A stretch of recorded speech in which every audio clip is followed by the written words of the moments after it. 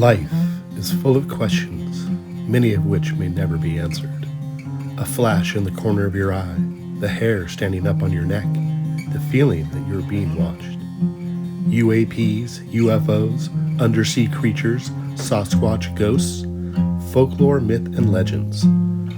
Are our eyes deceiving us? Or is it simply the fact that our fragile minds are negating the truths that are being revealed, but have not yet been proven by science? Or maybe they have been. Secret government projects, psyops, conspiracy theories, and now the introduction of AI. It's getting harder and harder to discern what is true. I invite you to join us, a small but growing group of outsiders, rebels, and realists, as we dive deep into and explore this mysterious life.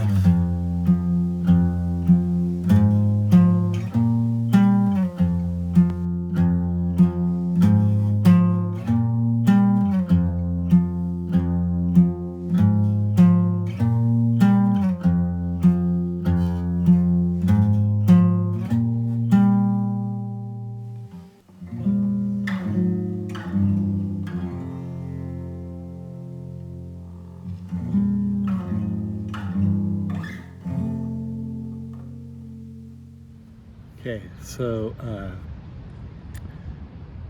this is the This Mysterious Life channel, and mainly we do the interviews, but this whole thing started because I had a bunch of mysterious experiences myself, and that's what really sparked my curiosity.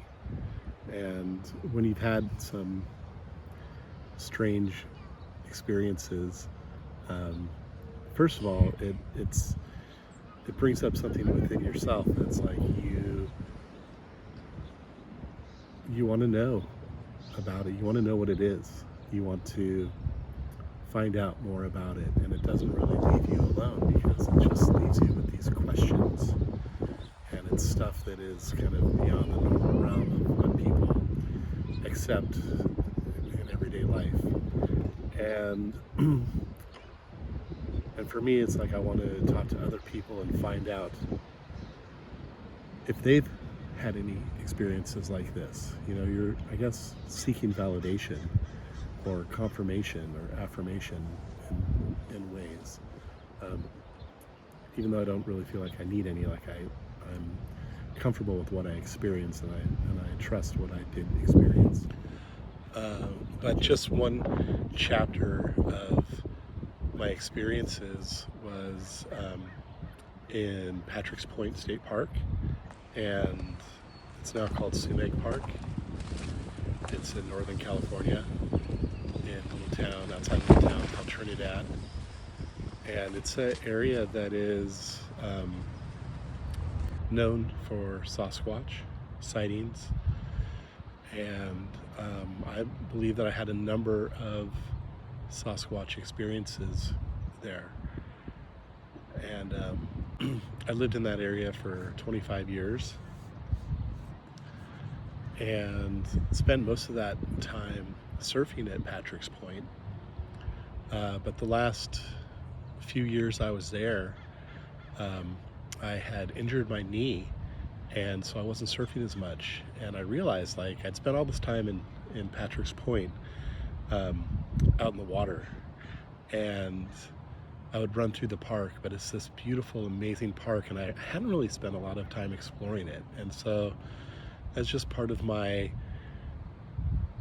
rehabilitation, I guess, I just started walking around the park and just exploring it. And I made all sorts of, for me, what were wonderful discoveries. I always felt like I was kind of being led to little, like, nooks and crannies, little kind of more secret, off the beaten path places in the park. I just felt a real connection with that place, I would say. And I would go down there. Most days I would take a walk, and sometimes it'd just be a little 30-minute walk, and sometimes it'd be a couple hours. I'd go down. My house was not too far away, so taking me 5 or 10 minutes to walk there from my house. And then the park is pretty good size. Takes probably 20 minutes to walk from the entrance to follow the trails and get to the coastline. And I would do that all the time. I'd go down there and meditate on the rocks above the ocean, and I'd watch the sunset. And what would happen is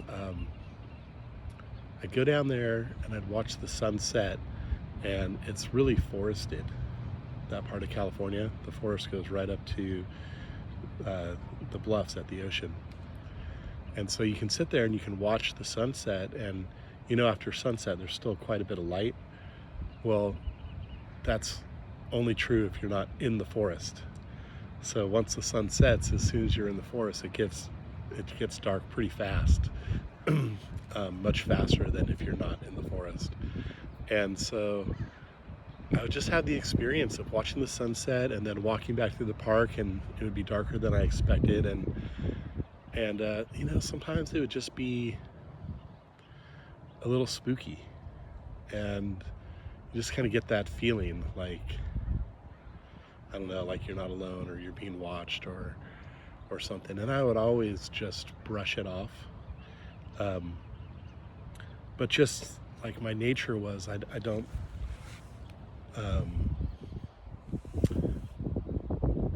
like being scared in that way, or being scared of being scared, So I wanted to overcome that.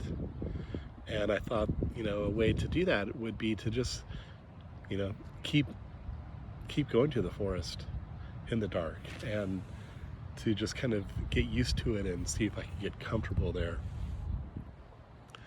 And this one time in particular, when I had really kind of got fed up with that feeling of getting scared once it started to get dark, I walked most of the way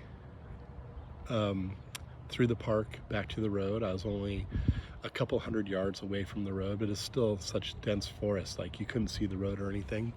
But there was a little area there where there was a lot of moss on the ground in between the trees, and it was really soft and spongy moss.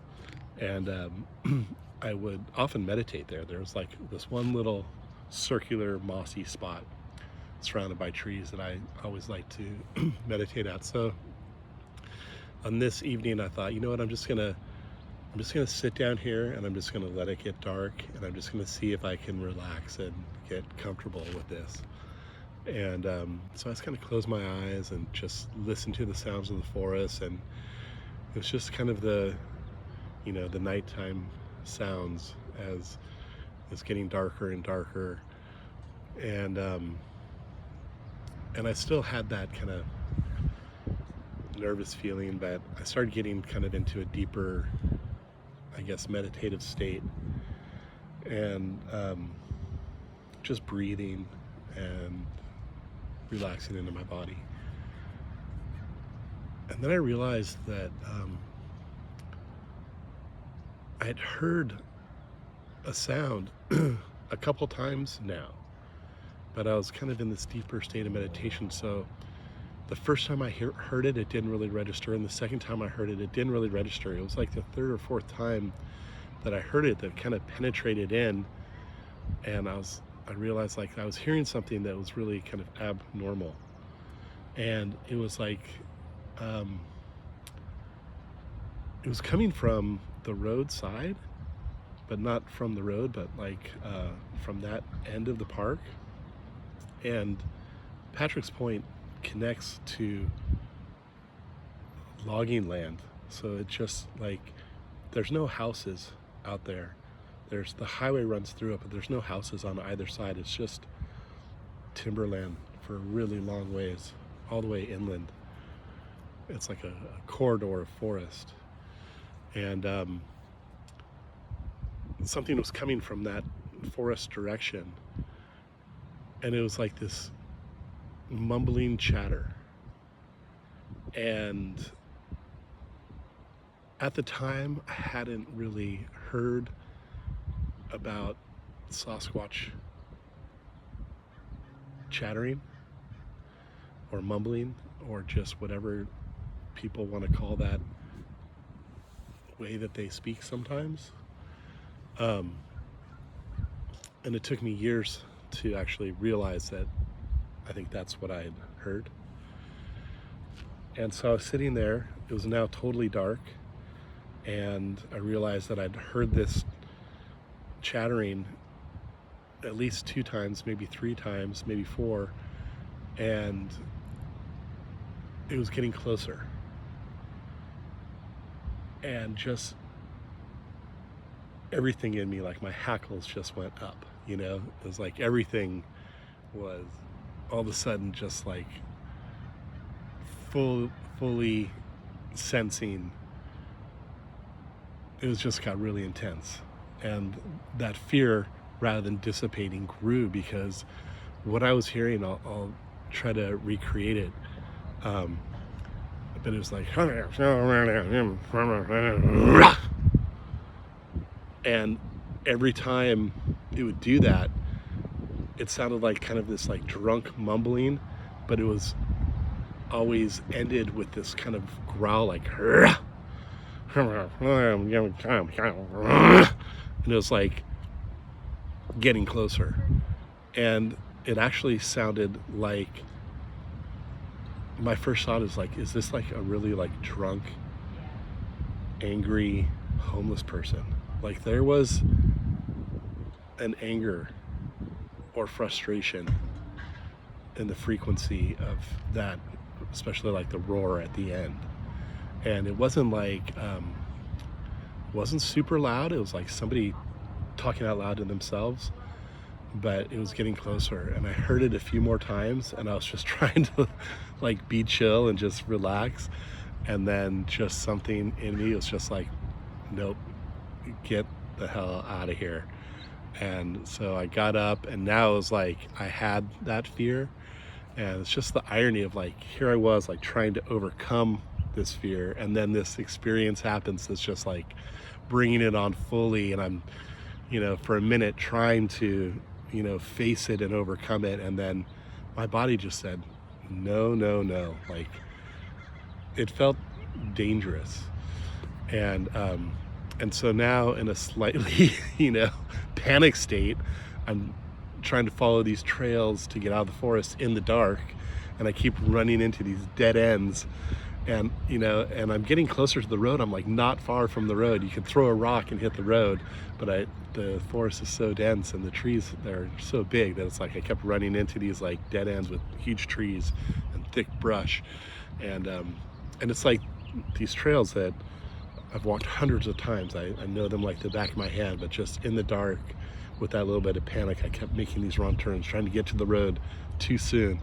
And then finally I just got to the road, and my house was a half mile away, and I just, I never saw anything, and I never heard anything again. Like I started making noise, and I feel like when I started making noise, whatever was making that noise stopped making the noise it was making.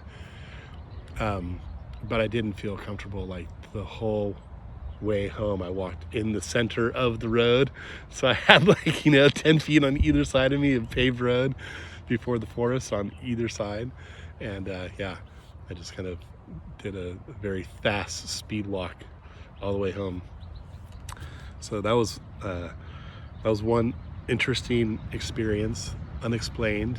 But like I said, years later, I heard like Ron Moorhead's recordings of the Sasquatch talking in their chatter, and I've heard a few different recordings, and it sounded very similar to that, except the one I heard had this angry, frustrated, grunting roar sound at the end. It was really pretty freaky.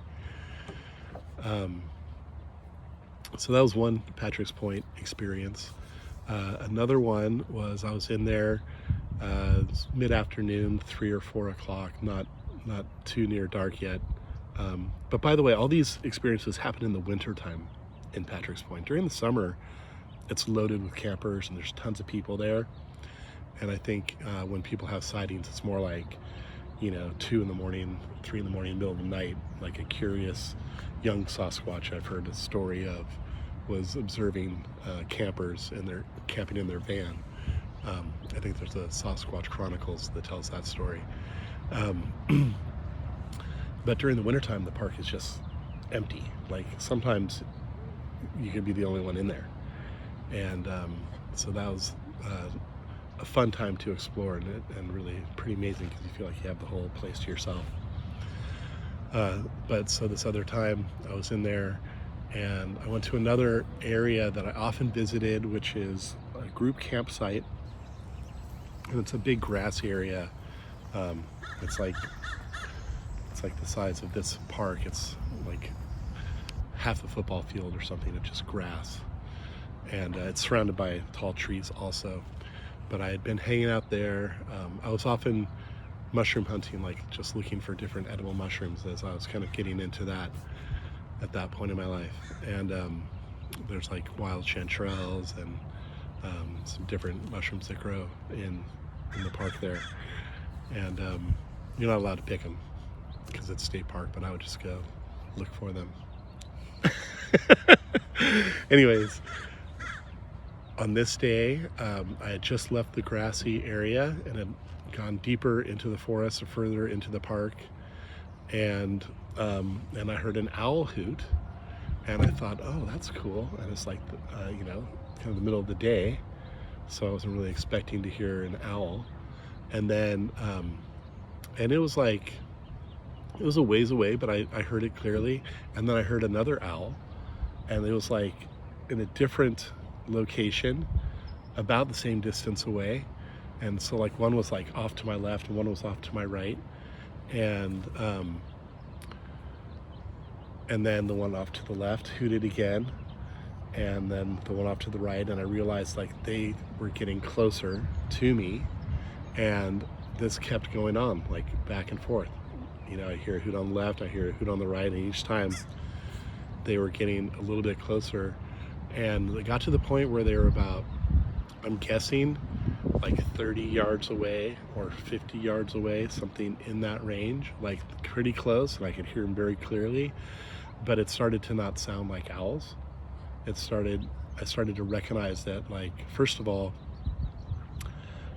there was a volume to the sounds, to the hoots, to their voices that sounded like it was coming from something that had a much larger lung capacity than an owl.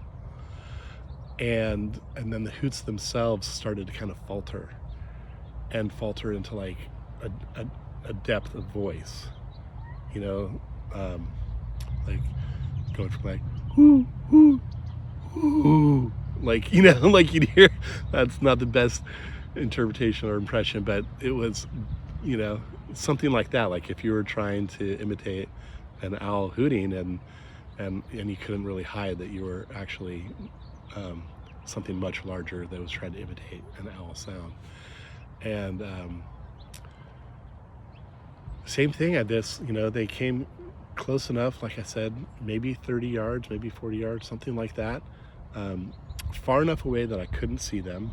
And this has always been the experience I've had. Whenever I feel like I'm having a Sasquatch encounter, I feel like they get close, but not close enough for me to see. They're still like just behind a layer or two of brush or trees. And this time it didn't feel so scary. It felt almost more like an invitation, like like, are you ready to interact? Are you ready to, I don't know, possibly see it? I have no idea. I'm just, this is all speculation. But once again, it just kind of felt like I wasn't ready. I wasn't ready to like cross some imaginary line and like approach them. I felt very kind of grounded and not stuck, but just kind of like